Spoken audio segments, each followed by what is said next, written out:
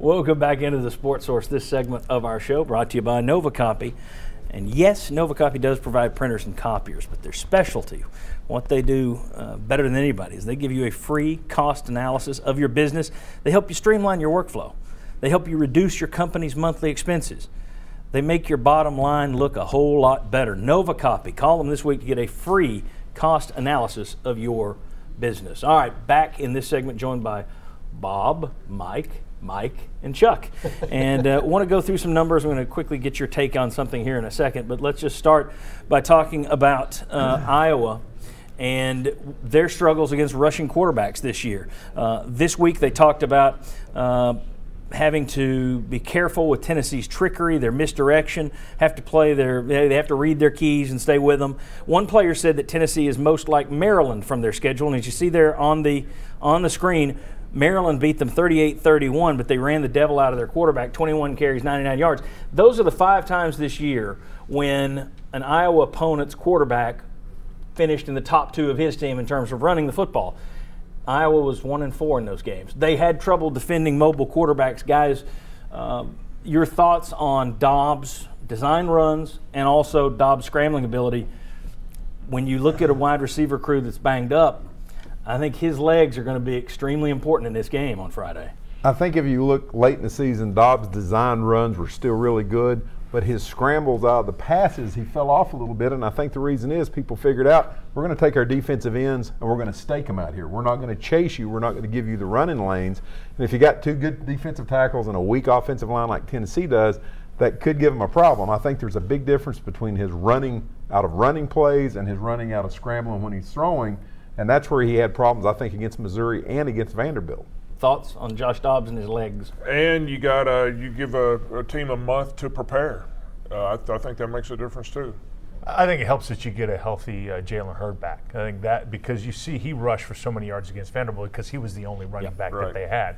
But also at the same time, I think Missouri ran some schemes at the defensive line with twist games that allowed them to get to Dobbs quicker than normal. I think, again, if you go back and you're able to go a second and short, a third and short, that really makes it tough on a defense because you can't pin your ear back. He can scramble for 5 or 6 yards pretty quickly, and that's able to move the chains. Chuck, does Tennessee win if Dobbs isn't able to run the ball? You know, I don't think so because you're looking at – I'm thinking Josh Dobbs' best friend is going to be how well Tennessee runs the ball, period. And if you're not able to run the ball consistently, that puts just that much more pressure on him and some of the decisions he has to make. All right, let's go ahead and take a look over at the NovaCopy drawing board. Want to run through some information for you. Actually, I tell you what, I actually threw my director Cruz off there. Let's do the comparison graphic if we could. There we go. Iowa 5-5 this year against Power 5 opponents. Tennessee just 3-6. Of course, one played in the Big Ten, one played in the SEC, but one played in the SEC East. I mean, that's not the SEC West Tennessee was battling in. Record versus top 25. Neither team did very well, but you can see that Iowa only had 1 test from a team that was ranked when they played them. Relative offense, what that means is what did Iowa do per game in terms of their points scored versus what their opponents gave up on average. So basically, Iowa's offense scored about 1.5 points less than what their opponents typically gave up. Okay, so it's not, in other words, not a great offense. Tennessee minus 3.5. They really struggled in terms of offense. Their opponents gave up more points to other teams than they did to Tennessee. Defensively, Iowa gave up more than their opponents typically scored. Tennessee was right on, dead on. So they were about average, Tennessee was. Iowa a little below average. The coaching records, you can see that Kirk Ferentz there has won about 57% of his games. Butch Jones in a much shorter career has won about 60%. Ferentz has been 6-5 in his bowl games. Butch Jones 1-2. This is actually his 5th bowl game. He didn't coach Cincinnati, of course, in 2012 because he came here. Now let's go over to the YP board, and I want to give people a quick run through of some names over there that they can keep an eye on. Defensive tackles, we've been talking about Carl Davis and Louis Trinca-Passat. Those guys who haven't gotten to the quarterback a lot this year, but they are good, and against Tennessee's offensive line, you're going to have to watch them. Right tackle Brandon Scherf won the Outland Trophy, expected to be a first-round draft pick over on the right tackle slot for Iowa. Receiver Cavante Martin Manley. He needs just 3 catches to become Iowa's all-time leading receiver, but he's more of a possession receiver. The guy that set the record that he's about to break had 1,000 more yards than this guy did over the same number of catches. So he's more of a possession guy. Running back Mark Wiseman, 800 yards, only a 3.8 yard average. They don't have any healthy speed backs. So that's one thing they've missed this year, the home run hitters. Quarterback, Jake Ruddick is their starter all year except for a game. And that was C.J. Beathard that came in, a kid from Franklin who they're trying to keep at Iowa. He's talking about transferring. Kirk Francis said he could even start in this game. You could see him in this game, so we'll see about that. Neither quarterback leaps out as great. The offense can best be described, it's run first, pro style, much like Georgia, two-back offense. And as you can see on the board, Iowa's offense, we're looking at that column 2, if you will, offensive efficiency. They're much better than Tennessee. Iowa they run 2.5 plays per point, basically.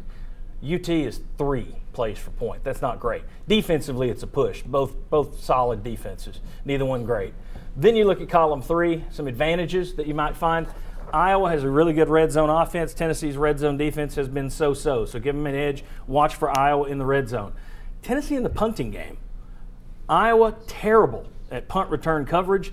Not good at punt returns. Tennessee at least good in punt return defense. Maybe this is a game where they can return one against Iowa, a team that's not very good in terms of the coverage. Iowa's pass defense, again, that may be skewed by the fact they've played in the Big Ten against a bunch of running teams, but that looks to be on paper an advantage for Iowa. Their secondary versus Tennessee's passing group with a lot of banged up receivers. And then you got a couple other points up there. UT has a slight turnover advantage. They are +1 on the year. Iowa is -5. And then both teams, don't look for penalties in this game because both teams led their conference in terms of fewest penalties and fewest penalty yards.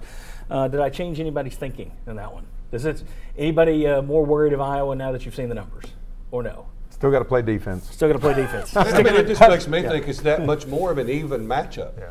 The more you look at these numbers, the more evenly matched these two teams are. Might even be a slight edge to Iowa. And on the penalty, Sean, that last stat, Tennessee is ranked 4th in the nation. Only 3 teams in the nation had fewer penalties than Tennessee. One of them's Iowa. They were 2nd in the nation. So, see, I thought the game was going to be tight from the minute they said it was Iowa. I thought it was going to be this kind of a ball game. So it really hasn't changed my opinion. It's actually reinforced a little bit. Very good. All right. When we come back, we're going to talk with some more of our former Vols. Coming back on the Sports Source. Follow the Sports Source online at sportsource.tv and on Twitter at SportsSourceTV.